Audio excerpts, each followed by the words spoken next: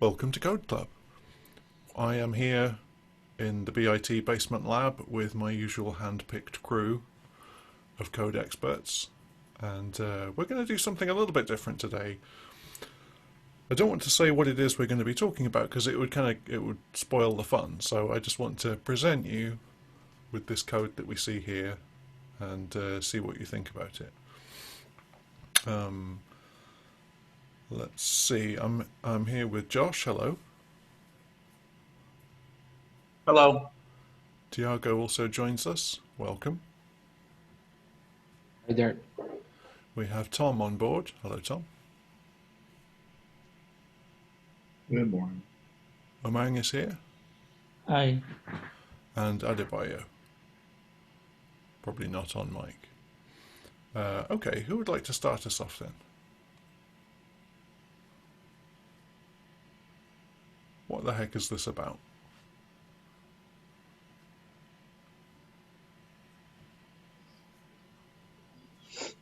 I can start. Yeah. Okay, no, go ahead. No, you go. I'm trying to eat while I do this, so it would be easier if someone else went. Okay, so we are declaring a main package in the line number 1. And then we are importing a funct package. And then we are declaring a variable called m, which is a map of string of structure.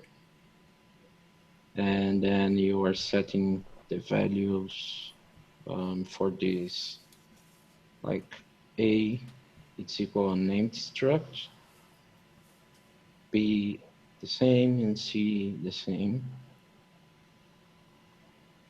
And then you go to the main function, you declare k variable type of string, and then you print picking key 0, and then you loop, you range over m, attributing the value to k, and then you call break, and you finally print the k. Yeah, it's very ably explained, thank you. Now, follow-up question, why? Because you are interested only in the first in the first position of the map.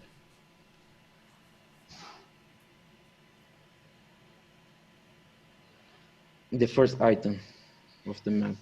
Mm-hmm. So what do we think this program will print out? A and an empty struct. Any other guesses?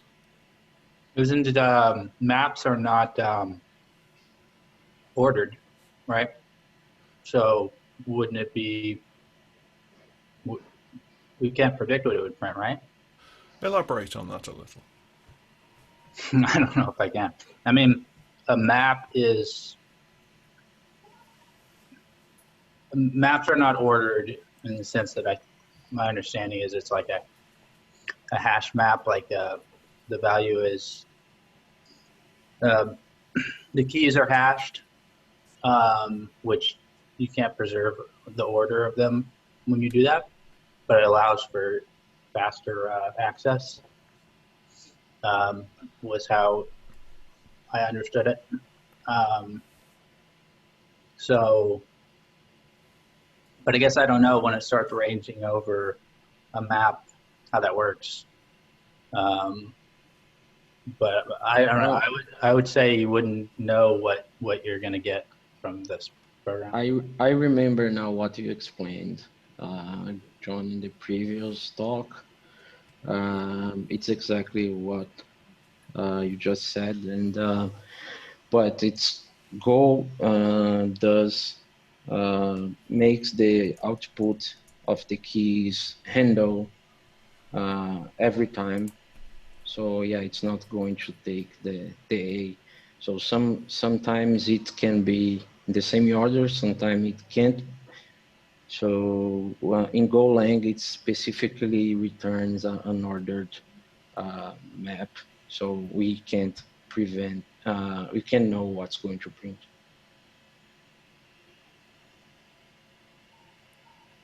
Is that right? Yeah, that sounds good. Is there any more? Is there anything to do with the iterator in a for loop related to, what's stored in the variable? There's something there, and I don't know if it's just inside the for loop that I'm thinking, like the common error that people make about trying to reuse the iterator value, or pointer to the iterator value, that is. Yeah, I think we're zeroing in on it, aren't we? So what did Josh mean when he said that maps are not ordered? What does it mean to say that? What would it mean to be ordered? It's going to return the same order you add when you get the value. And for a mapping, it's not going to return the same value, the same order you added. Yeah, well, we have a map, as you explained. It's a map of string to empty struct, though that's not important. In fact, that's literally what empty struct means, isn't it? It means literally nothing. Doesn't even occupy any memory. So it's the type we use when we say this is of no importance whatsoever. Why would we do that with a map, by the way? What's the point of a map of string to nothing? To abstract. Yeah. Go ahead, Josh. I was just going to say, well, I don't know. I guess you might simply want to know if something exists in a set, some kind of set of possible things that could exist. Like you don't need any more information than to know that it's there. Yeah, actually we use this in Terraform provider when we don't know what's going to be the value in that map. So it can be a string, it can be another map, it can be whatever. So I've seen this approach on Terraform provider because like the value computed after the operation is a no at this point.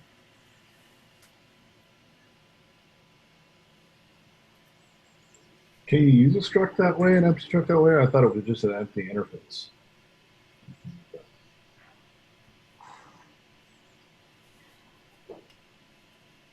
Also, I'm not sure why do we have two parentheses in the struct, like struct the same like A and B and C. Why is that twice? I understand the first one.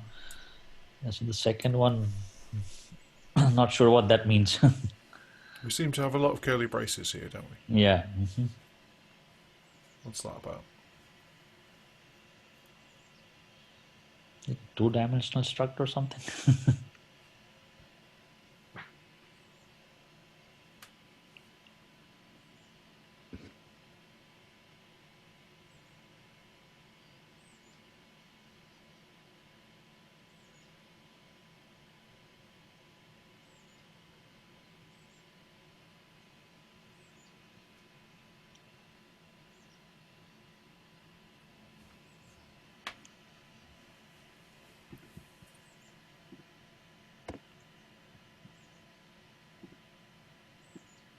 Can anyone answer that?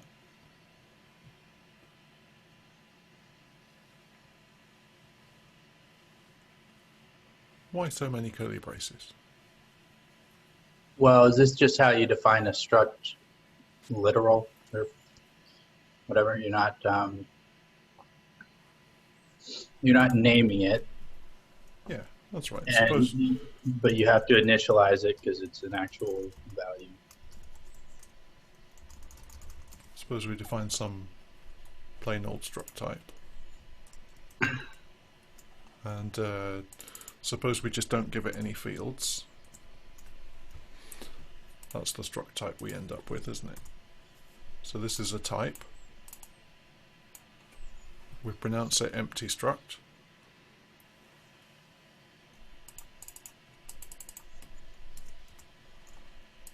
That's the value type of our map. So let's ask ourselves, how would we construct an empty struct literal?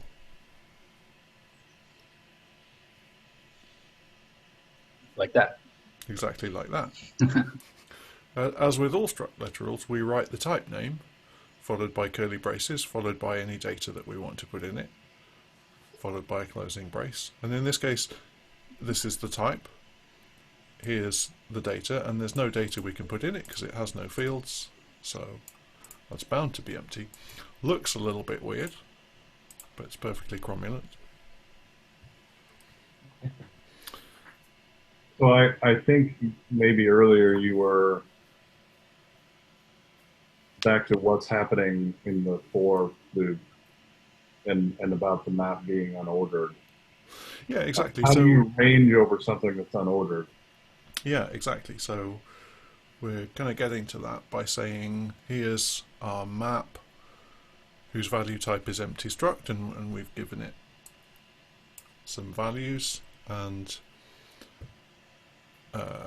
as Josh rightly said, this is what you do if you just want, if you're not interested in the mapping part of it, if you see what I mean, you just want a map because its keys are unique, for example. That's quite a useful property, isn't it? If you put stuff in a slice, you could repeat the same element multiple times. Whereas with a map, if you write to the map, if you set key A, for example, well, if it's not in there, you'll be adding it, and if it is in there, you'll be overwriting it. Either way, you can guarantee there's only one A in there. So it's very useful for implementing things which are a set of things, like one example that we've seen recently was in the chat server, remember?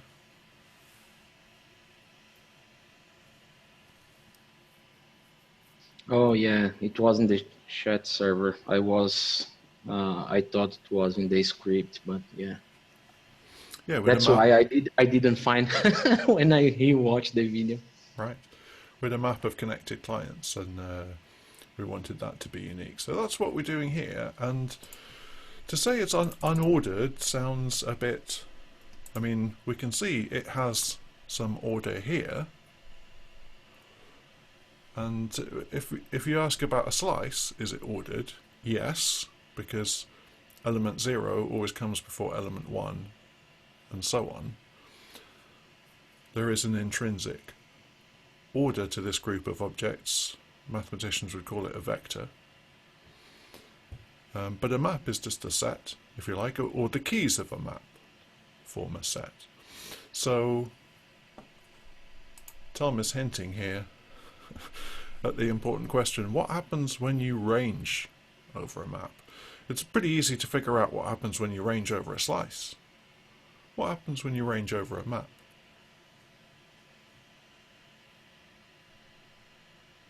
It returns an arbitrary key, a random key. Yeah, we could imagine different answers to that question, couldn't we?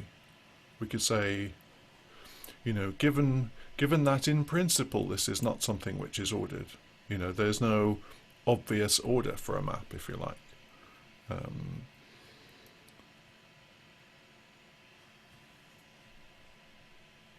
Given that, what would it make sense to do when we try to write a for loop over it?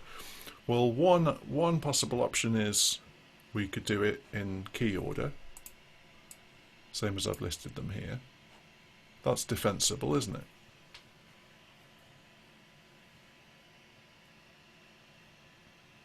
But it's not going to return the same order even if you declare in order. Right. My understanding of how the distinction with like an array and a map is how it's stored in memory. So I don't think the information is there about the order of the map because of the way it's stored in memory, right? Like the only reason that an array order is obvious is because it's stored together, Right. and as a continuous piece of memory. Yeah, it's actually in memory in that order. Right. Whereas, as you rightly say, with a map, the way maps are actually implemented in Go is as hash tables. So what you're doing is you're calling some function on this key, Right. and it will give you the hash algorithm will turn it into a numeric index into memory to say it's actually located here. And depending on your hash function, there is no reason why there would be a particular order defined for keys. And in fact, Go doesn't define any such order. I think originally in Go, it was just, however it happens to be, stored in memory. It would look in the first hash bucket and return the first key and so on like that. But the problem is then, a specific map would always iterate in a specific order, wouldn't it?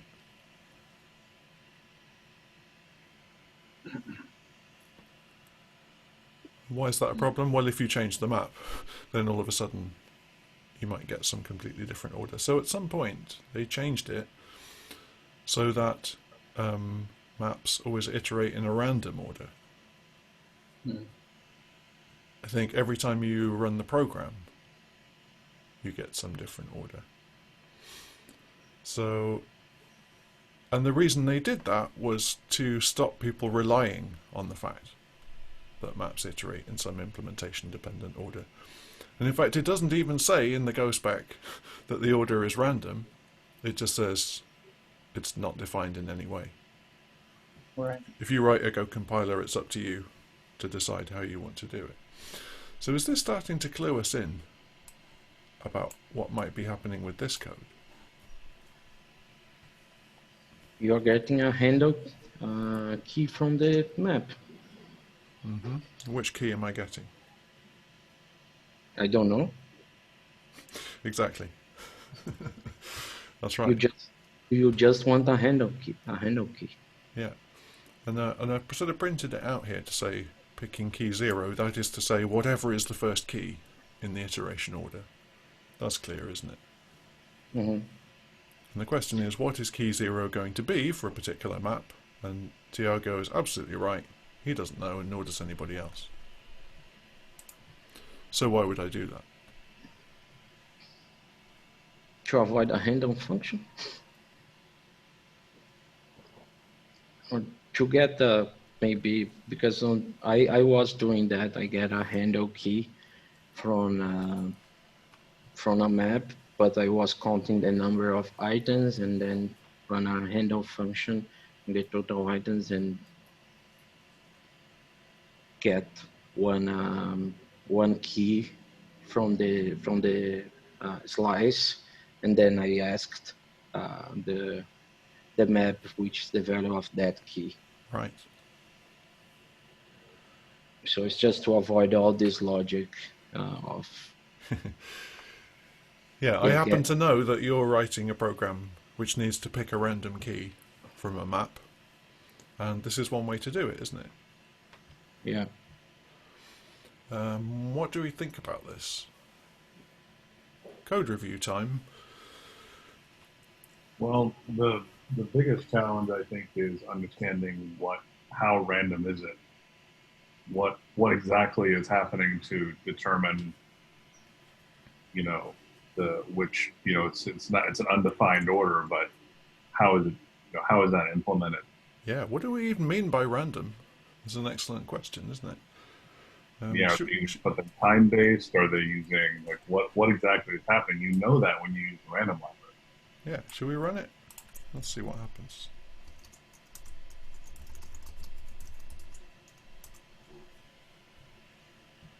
Okay, picking key 0. Hey!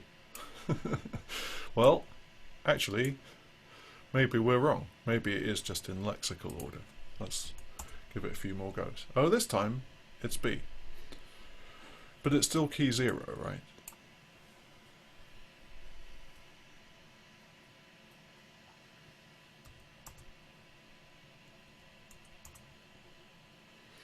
We're saying every time we range over this map, it turns out the first key we come across is different from one run of the program to the next. Does that make sense? Yes. Or is that logically comprehensible, whether or not you think it's a good idea? So what do we think about this method of picking a random key from a map? It's rather elegant, no? Well, much like things that are, it's like it falls in my mind into like the category of things that are trying to be too clever. Mm-hmm.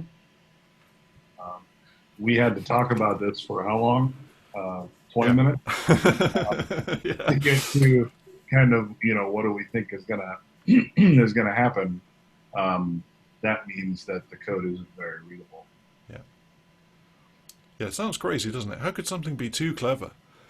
You'd think being clever would be a good thing. Maybe there is such a thing as too clever. Well, I was thinking what would be a simpler or maybe more readable way to do it, and it actually wasn't obvious to me. Yeah, I mean, it took like 7 gophers half an hour to figure out why this 3-line snippet of code. So that's it's 3.5 gopher hours required to comprehend this. So maybe that is one strong argument against certain ways of doing things, is just maybe it's cool, maybe it works, but maybe it's just too clever. Well, what I was actually saying was, what is the better way, the not so clever way that's more readable? Yeah, I think that's exactly the right question. Okay.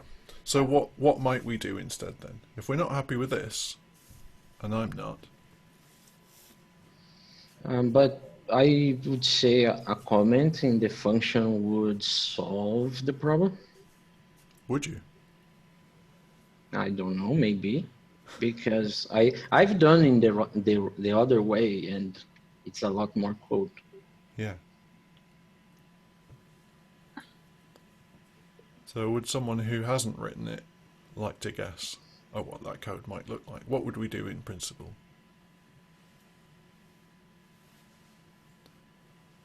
I mean, roughly, we would have to get essentially, we'd have to end up with, some kind of, data structure that just has the keys in it, right? And be able to pick one of those randomly. Sounds like a slice, doesn't it? Yeah, that's right. How could we get that slice? We'd have to do a lot more work, right? We'd have to range over our map to get all of our keys. Yep. And then from there, what's the length of that set of keys?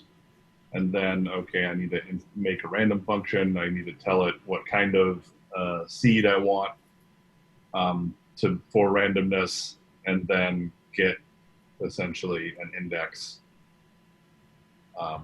and get that key, and then pull the value out of the map. Yep. Sounds like a lot of work, doesn't it? So you can see why this kind of thing might appeal.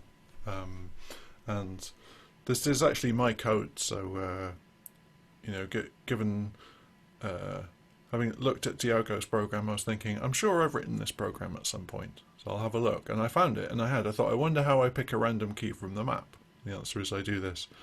And this I was very new to Go at the time, so I definitely would not have thought of this by myself. I'm pretty sure I just copied this from Stack Overflow. Yeah, to me, and maybe this is just where I come from when I'm thinking about code, is I want to have at least a rough understanding of what's happening. Yeah, I think that's a good place to come from. And in this situation, we have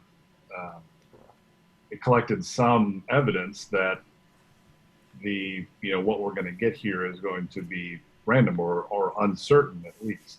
Yeah. But how random is it? Like if I end up with a, I suppose we could test it.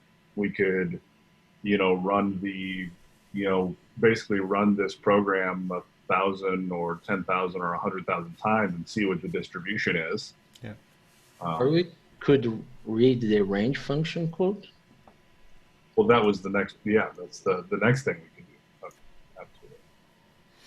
And a supplementary question is, if it's in a random order now, whatever that means, but if I range over it again, will it be in a different order, or will it be the same random order that I already ranged over? Anyone know? I'm not sure if I get the question. I'm saying, so we start up the program, we try to range over our map, and we get its keys in a certain order. Mm-hmm. And supposing we then did exactly the same again, let's do it. So you're saying probably the Go stores that information? Yeah, are we always For going to get the efficiency? same two values printed out? I hope not. It's an empirical question, isn't it? Let's find out. It would seem like for efficiency, it would make sense for it to work that way. It's always A. So it's A. That's interesting. Wow. Okay, now it's There, that was different. interesting. Of course, that's exactly what we should expect if things are truly random, is we should get clusters of the same value quite a lot. That's why human beings are bad at thinking of random numbers, and people use this for fraud detection, don't they? You know, if people are fiddling their expenses, they're probably sort of putting in random amounts, or what they think are random, but if you run them through a computer and say, do they ever repeat the same number, for example, it won't look anything like genuinely random data, so it will get flagged as fraud. So that's great. One other reason to dislike this, apart from copying and pasting stuff you don't understand from Stack Overflow, which Tom is absolutely right, is a kind of a bad workflow. The other reason is this is relying on undefined behavior, isn't it?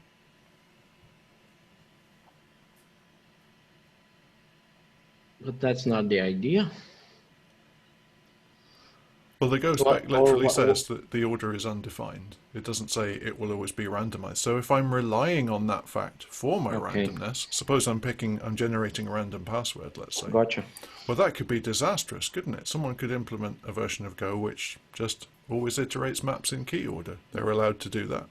Mm-hmm. That's conformant with the spec. But all of a sudden, you know, someone's emptied my bank account. That would be bad. So I don't want to rely on that kind of thing. I think I want a program a bit more along the lines that Tom described. You know, find the keys of the map, pick one at random, and then that's the one I want. So let's look at the next program. Maybe something a little bit like this. Yeah, that's what I did.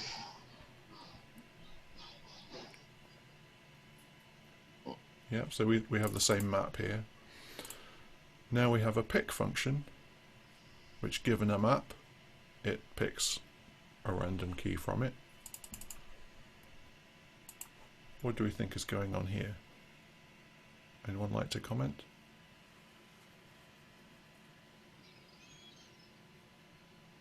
I think Thomas already described it, right? Yeah. Yeah, this is another one where I probably go too deep, and ask the question, okay, what is rand int, and is that going to use the same seed every time? So if I call this function over and over again, am I going to get the same values and am I going to get the same ordered value? Yeah, I don't think that's too deep. It's not too deep for a guy who reads physics papers at 2 in the morning. Fair enough. Let's try it. Okay, so this time it said picking key 2, so we're not always picking key 0. So we need to think about this, don't we? We now know that the map iterates in some random order, whatever that means, and we are then picking a random element of that random sequence. Does that make sense? Yes. So it's too random, double randomness. because we can't rely on the first randomness. So we want to say, I don't care what order the keys are in, they can be in whatever order you like, including alphabetical. I am going to randomly select one, and what I'm going to do is, first of all, I can't pick a random element from a map, but I can pick a random number. That's what rand.intn does. So it means give me a random integer less than n, right? Right. In this case, len keys. So what is len keys in this case? 3. Right. So randintn 3 is going to give me a random integer less than, non-negative integer less than 3. So 0, 1, or 2, basically. So so if we have this slice, we know this is a slice of string that contains A, B, and C. Element 0 is A, element 1 is B, and so on. That's reasonably clear, isn't it? So we should get 0, 1, or 2 here randomly every time we run it. And we will get different answers if we run it enough times. Or will we? It seems like we don't. So what's the deal? Is randint not working?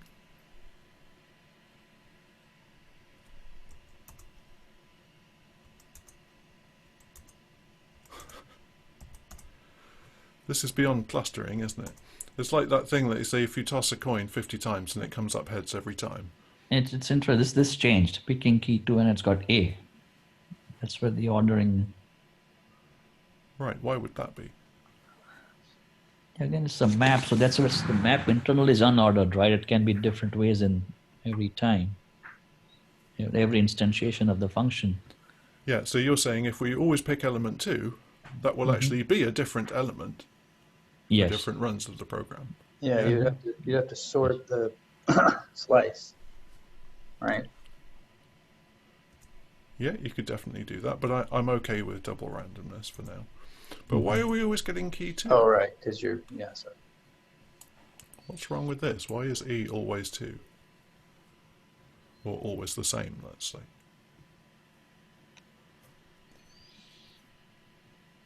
When is it doing the evaluation of the length of keys? That's a good question.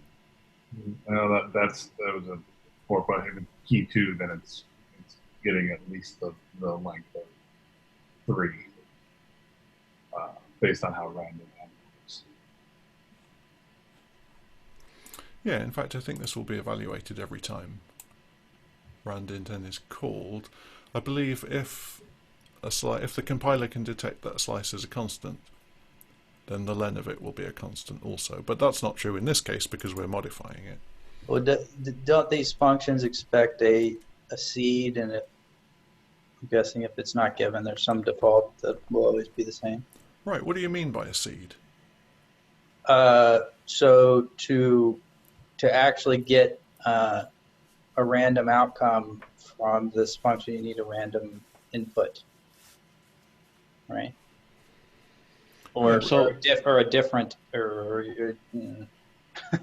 The problem is there is no sequence for the key, right? So you are getting E, but E is not a position. It's a string. Well, let's ignore the map entirely for the moment and just say we want to pick a random number less than 3. That's not working. We seem to be unable to do that because no matter what we do, we always get 2, and that will point to different letters because we know the map order is random, but that's irrelevant for now because I think we have a serious problem with randomness, right? It's not at all random. What do we even mean by random? Well, like handle, it's going to be distributed properly with, I don't know, 1,000 execution. Less than that, you're not going to get a good random height. What do you mean precisely by distributed? Just to unpack that a little bit. Like if you have three items, the random function should return 33% of the times for each one if you run 100 or 1,000 times. Right, there's some subtlety in that, isn't there? I mean, it sounds straightforward, but what if we think about a coin? You know, if you flip a coin, let's assume it's 50% odds whether it's heads or tails. Mm-hmm. And what if we think the coin has a random outcome in that it's not a trick coin in some way? What does that actually imply for the sequence of values we should get from it? We should get heads. It should not always be the same. That's one thing, isn't it? Mm-hmm. I mean, clearly what we're seeing here is not random because it's always the same. So I can predict that the number chosen is going to be 2. So not being predictable is one important aspect of it. Tiago also rightly said it should be evenly distributed, or that's one desirable property of random sequences, that there should be just as many heads as tails in some sufficiently long sequence, right? Right. If it's a sequence of 4 or 5 coin tosses, all heads is believable, isn't it? Yes. We wouldn't immediately assume, you know, I'm I'm gambling with a con man with a fixed coin. How many consecutive heads do you think would make us start to worry? Well, I mean, it's all possible. What do you mean by worry? You know, it's possible for it's technically possible to have 100,000, and that it's very unlikely. Yeah. Yeah, but just sort of thinking intuitively, which maybe isn't the right way to think about it, but it's one way. Like if you tossed a coin yourself and you got, say, 10 heads in a row, how surprised would you be? Very surprised or only slightly surprised? That would be very surprising, I would say. Yeah, we could even work out the odds of that happening, couldn't we? Multiply 0.5 times 0.5 raised to the 10th, right? Or raised to, or I'm gonna sound like a math idiot, which I am, but 0.5 times itself 10 times. Yeah, how can we think about this? One way is to think of, well, if we toss the coin once, what is the space of possible results? There are 2 possible results. That's straightforward. If we then toss the coin again, what effect does that have on the space of possible results? It doubles it, doesn't it? Right. 4. Because whatever we got for the first toss, we could then follow that by a heads, or we could follow it by a tails.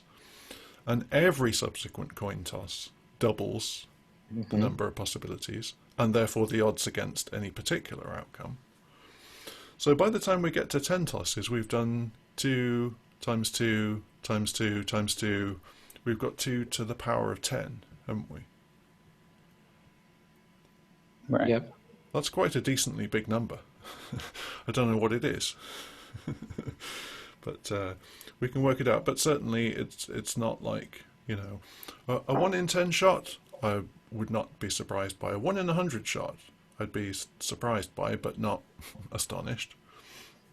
A 1 in 15 million shot is like winning the lottery. I would be delighted and surprised, especially because I don't play the lottery. But 2 to the 10 is a bit bigger than that, I think. Yeah, 1,024. Oh, yeah, it's nowhere near 14 million, actually. Is that right?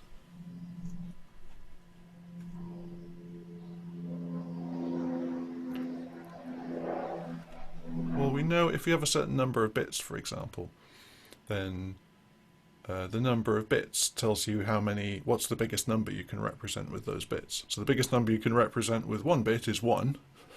The biggest number with 2 bits is 4, and so forth. Or rather 1 less than 4, because we include 0. Yeah. So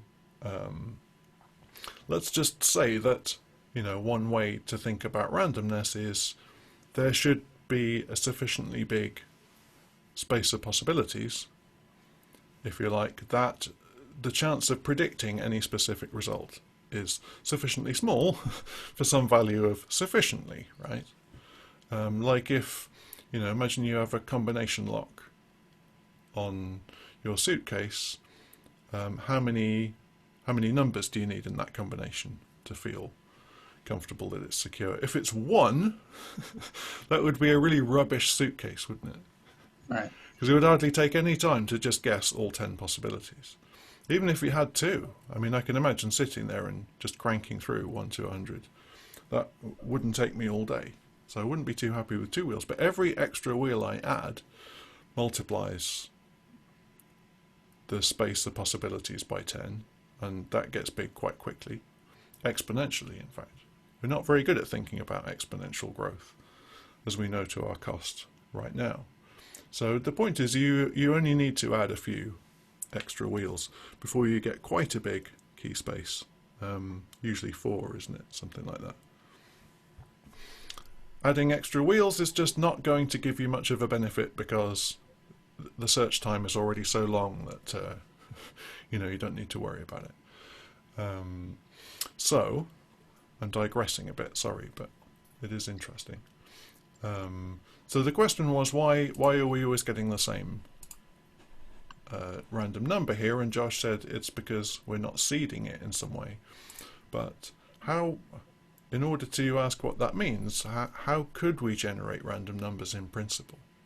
If you had to do that, what would you do? Well, so I know you have a novel way of doing this. I can't remember the details of it, but I am looking at the. We may come to that. Yeah, I'm looking at the random library. It does say if your seed is fixed, you'll always get the same outcome. So I assume if we didn't provide a seed, it's just something. It's always the same thing. I'm guessing. Yeah, but if we didn't. It says you'll get the same outcome within the same program, right? So if you run, randint on the same thing over and over and over again, you'll get the same value. But when you run the program again, you're supposed to get a different value, if I understand it. So that's where I'm stuck right now. I understand why it would do it within the same program. I'm not sure why, unless Go Run is maintaining essentially some memory from running the program, like caching essentially the response of Go Run may not go, since nothing has changed in the code. Well, from reading the library, it says if that seed is the same, it'll always give you the same output. So one simple way to do this is to give it a Unix timestamp, because that's going to, I guess, going to almost always be different each time you run it.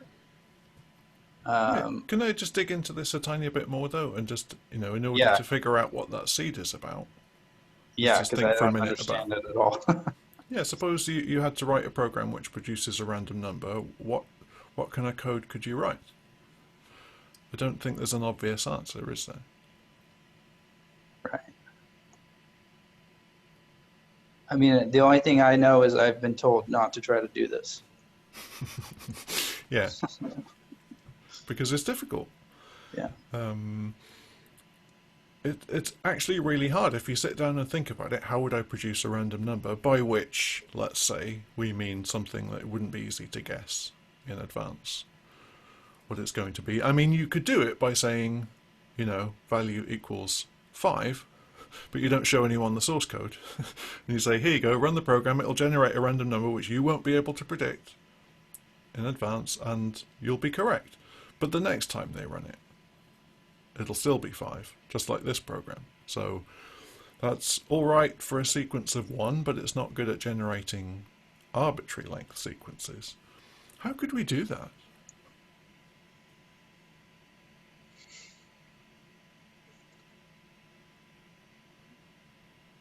Because it seems like, if we're writing a computer program, that means we have a deterministic sequence of operations, if you like. Yeah. So if you apply a deterministic set of operations to some number, how can you end up with anything other than a totally predictable number? Well, I think you need an unpredictable something. You need an external source of that's not predictable. So time, I guess. Well, I don't know if that. I mean, I think that's right. But I think instead of saying unpredictable, you need to use, you need to have an input that you're sure isn't going to be the same the next time you use it, right? Okay. So time is good because from one instant to the next, from 1 nanosecond to the next, that it's going to be a different instant. Right. Yeah, this sounds great, actually. I like this idea of using time because, one, as you say, we know it'll always be different if we don't check it too often, and if we're using the nanoseconds. The other thing is it's going to be evenly distributed, isn't it?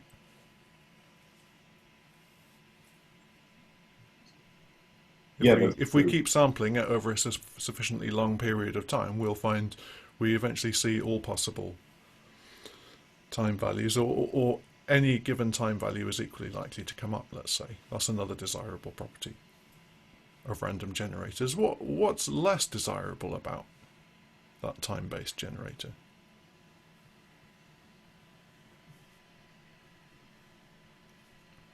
Any potential problems with it?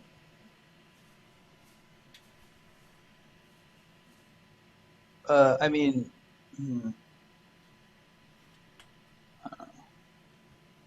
all the possible inputs are known, right? If you're using like those kind of timestamps, I mean, you could maybe, I don't know. Now I'm confused. No, I think you're on the right track. I mean, one thing about it is it's always increasing, isn't it?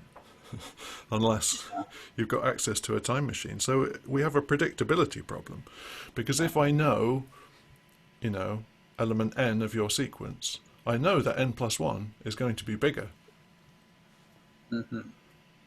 So say that's in the middle of the key space. I immediately cut the key space in half because I know I only have to guess numbers that are bigger than the one I've seen. That's a shame. It means we're wasting half our bits, in one sense. The key is only half as secure as we thought it was, if we're generating passwords, let's say. But don't do that, because it's quite hard to get right. So what are you saying? You're saying if you give a larger seed, then that returns a larger value, or I don't think I understand what you mean. Well, ignore seeding for the moment. Let's say we just use the current time value as the random value. It has some of these random properties that we would like, but not others. So one other problem is if I know the time, I can guess what it's going to be, can't I? Right. I mean, your computer clock might not be exactly the same as mine to the nanosecond, but I can get pretty damn close.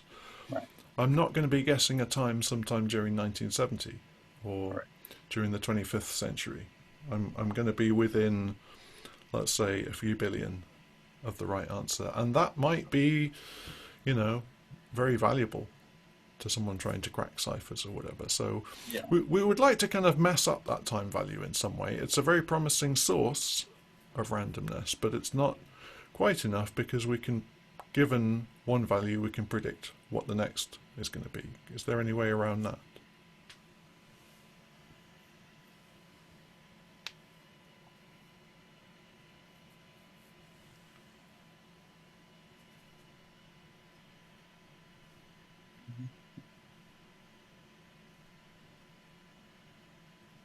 I guess you use some scale that is not time that doesn't behave that way.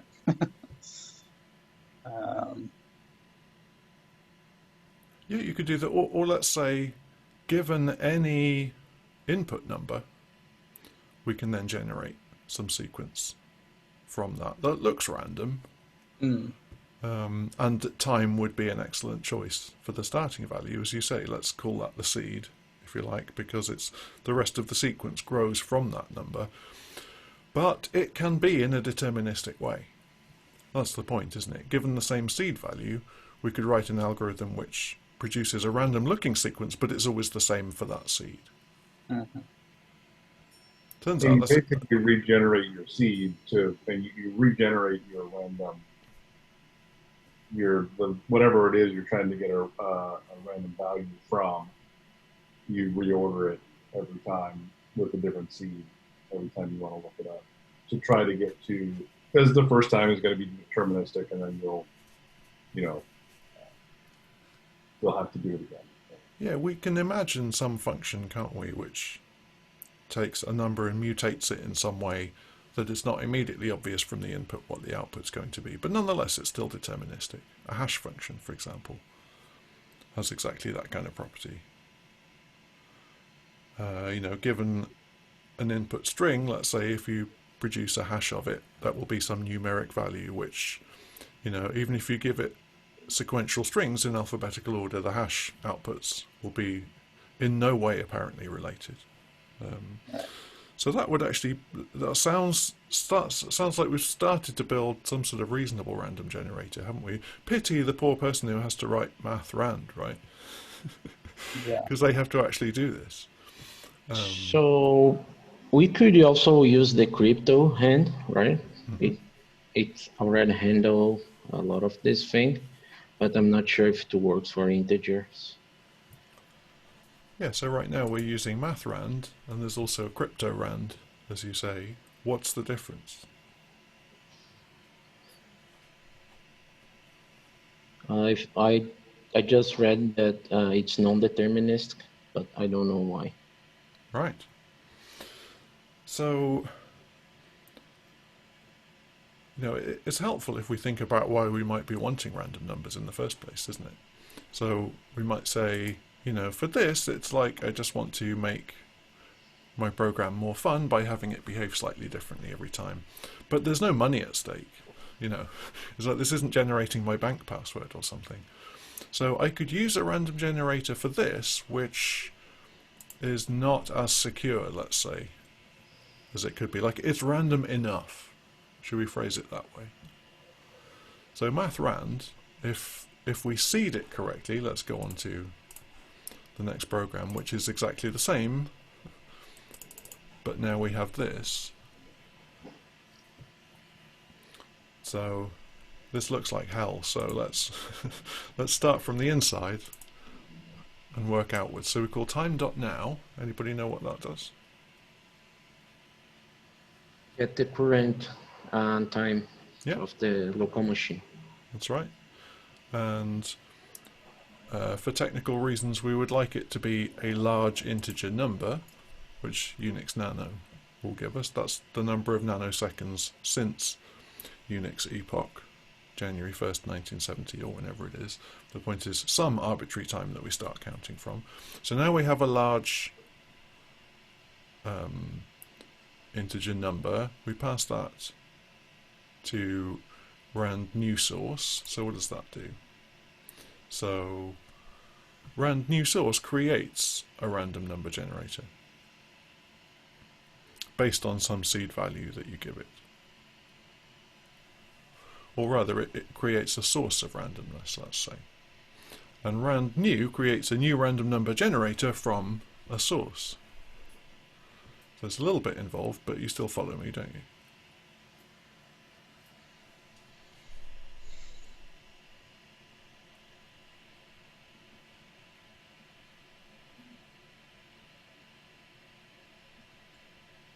Yeah, that makes sense. So if we look at this program, we called rand.intend. So what is rand here? Rand is some kind of default random number generator, isn't it? Right. And it has no seed, so therefore we know, because it's deterministic, because it has to be, it's a computer, unless you got a quantum computer inside there, you can only do deterministic things. But that's okay if you can choose a good enough seed, which the current time almost always is. So let's see what happens if we run this program. This time it picked key 0. Let's see. Key 1, 1, 1, 1, 2. Yeah, okay, this looks random enough to me, doesn't it? Everything else is exactly the same. The only thing we changed was we created this random source seeded with the time, and now we can call int_n on random, which is our generator, and it will give us actually random numbers, if you like, or, you know, in principle, unpredictable numbers. So that looks okay. This isn't bad. Let's look at the next program. So what do we think's going on here? Looks kind of the same, doesn't it?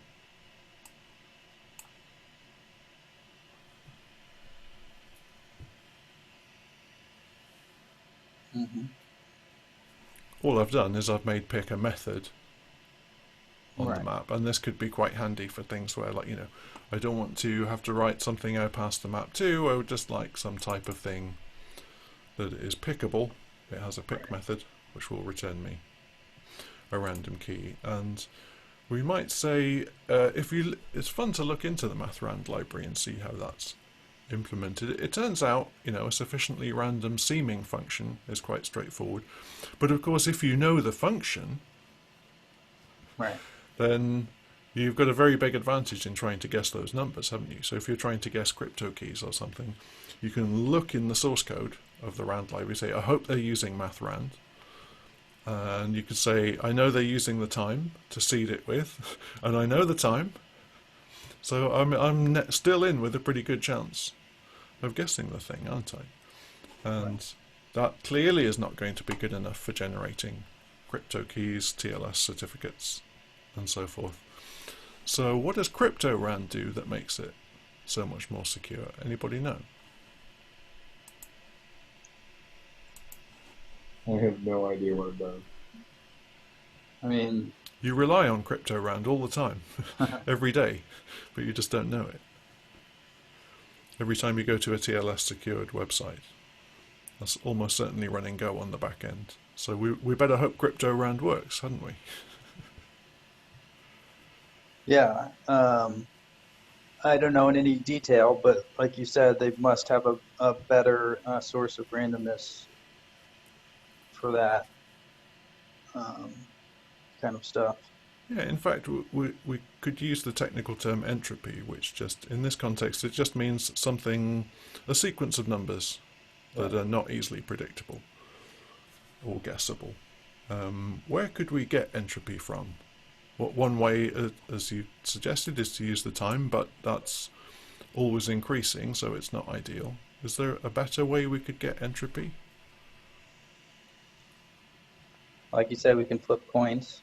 Yep, absolutely. You could imagine a little coin flipping robot with a USB connection maybe, and it just continuously flips coins. It uses a camera to recognize which way the coins come up, and it sends that data to the computer, and that would probably be good enough. The only thing is everybody would need one attached to their laptop, and that could be cumbersome.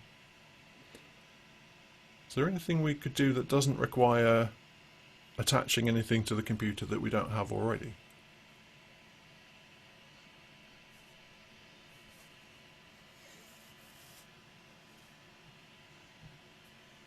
I mean, I'm just spitballing. I mean, you could combine a few things that aren't correlated to each other. I don't know. Yeah, Um, yeah, I like what I'm hearing. I think you're on the right lines. so We could look at things that are happening in the computer, couldn't we? And just Right. sort of sample them. Like we could say, how many processes are there running? We could get the length of the process list. I mean, that's not very random, but you see what I'm getting at. Or we could say, we could wait for the user to type on the keyboard, and we could say, what is the timing of those key presses? If we sample at an exact second boundary, and we say, at 16:02:59, is the user pressing a key? No. Okay, that's a 0. Are they pressing a key? Yes, they are. That's a 1. You could look at who's doing disk I/O, programs are running, doing things. There's a bunch of different things you could look at, and in fact that's exactly what the kernel does. Most kernels have got this kind of facility that they will provide you some sort of device that you can read from, you can read a sequence of random bits from generated in that way. On Linux, it's called dev random, for example.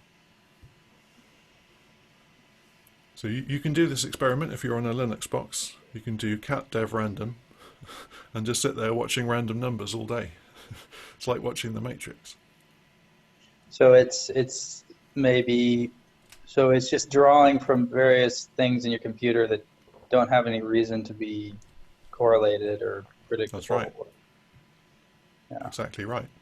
And then, of course, we can just input that into our deterministic random algorithm, which is fine because nobody knows what the seed is unless they could look, unless they had total access to every aspect of your computer and knew exactly what things you were going to look at. And that's just hard enough that it makes it secure enough for our purposes. But so the answer to the question is basically even crypto-rand is still deterministic, and it's still seeded by something which is in principle guessable, just not in practice.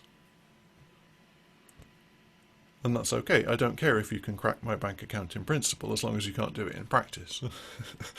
But theoretically, if you had full access to their machine and you really understood how that works, you could figure out, right? I mean, what you're saying is, time is sort of publicly available information, but this isn't. But it's still somewhere in there that if you knew what you're looking for, you could find it, right? Exactly right. So is there anything which, in principle, is not guessable or predictable? Quantum stuff, maybe? Right.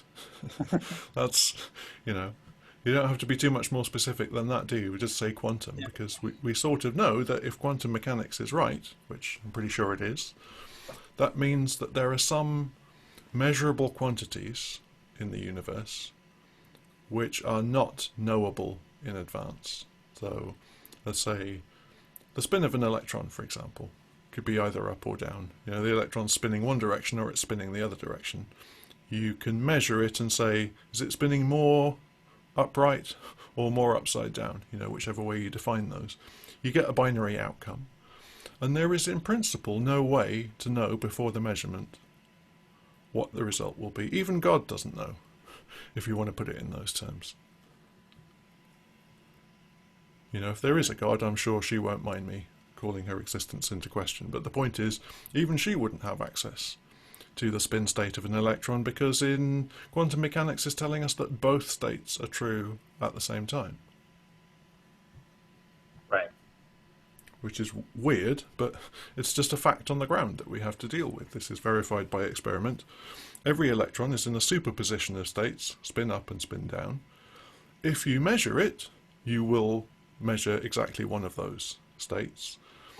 But you're not saying, okay, I discovered some previously hidden truth about this electron. You're saying, I discovered a truth about myself. I am in that branch of the wave function of the universe where I measured the electron to be spin up. There's another me somewhere else, or someone very similar to me in every respect except that he measured the electron to be spin down. And if that's not startling to you, then it should be. Because it's extremely weird, but nonetheless, that's just how nature is. So, could we set up some kind of device where we measure electron spin, for example? That would give us a nice set of random bits, wouldn't it? Right. And in fact, there are such things. In fact, it's easier for technical reasons to do it with photons. You can use a laser, which is just a neat way of producing photons. You can measure the spin, or in practice the polarization of those photons, which is the same thing, and you get a binary outcome. And again, it's a quantum measurement, so there's no way to predict it. And in fact, you can buy these devices. They are USB compatible, and you can plug one into your computer, and you've got a source of quantum randomness, if you like. So this is literally the only source of genuine randomness that we know of in the universe. And even the most sophisticated attacker with infinite money and infinite technology, doesn't matter. They still wouldn't be able to crack your key in any way. Even God wouldn't be able to do it. And That's a reassuring feeling, isn't it? So I don't have one of these devices, but fortunately somebody else does, and they put it online.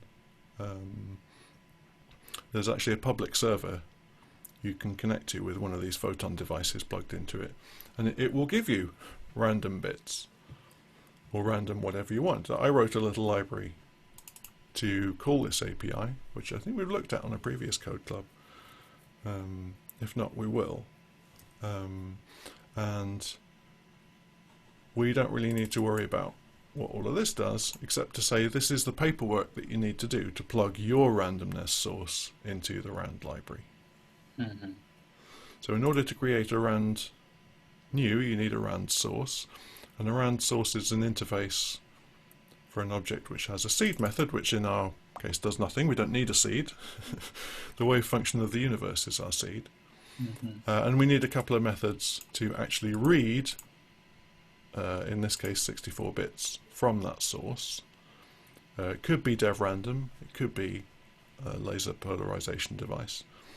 And the point is, it gives us a random source exactly like the one we had. And if we run this program now, we should be picking a random element from the map based on the wave function of the universe.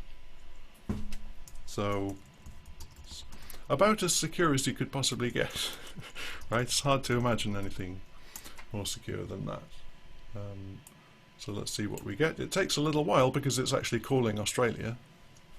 Mm-hmm. You know, that's a non-zero round trip time, even for fibre optics from Cornwall, England. But nonetheless, we get a random value, and is it really random? Yeah, it kind of looks like it, doesn't it?